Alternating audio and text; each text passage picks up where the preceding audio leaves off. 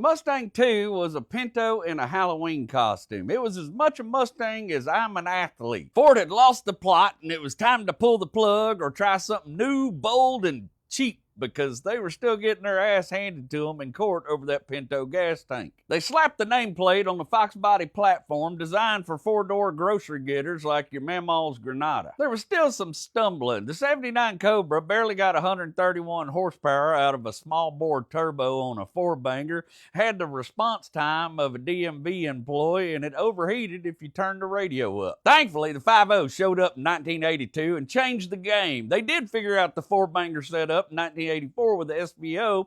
It was technically superior to the V8 car in every way, except it sounded like a bumblebee with sleep apnea, and America said, pass. The Mustang spent 15 years on a sedan platform that became one of the most beloved, modified, argued about platforms in performance history. Who bought them new? Anybody that wanted to feel fast without spending sports car money. Salesmen that wanted a car with the name on the hood.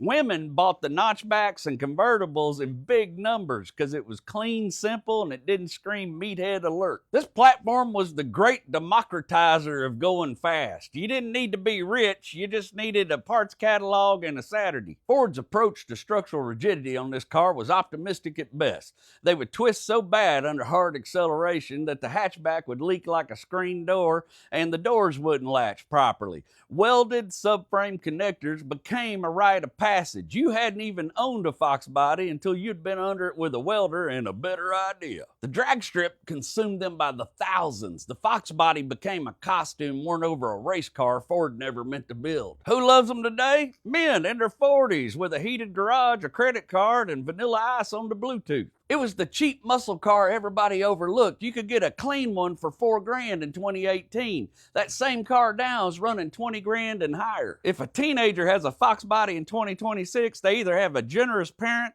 or they got one that needs everything and they're currently losing an argument with a floor pan. So many of us grew up hearing that 5.0 through a set of Flowmasters, and it rewired something in our brains permanently. The real Mustang versus glorified Fairmont argument will outlive everybody in the comments section. The Fox body didn't just survive, it was the last affordable entry point into American muscle car history until it wasn't. This is Lot Legends, and regardless of whatever weird shit you like and why you like it, I'm glad you're keeping them on the road. I'm JW, and I love you.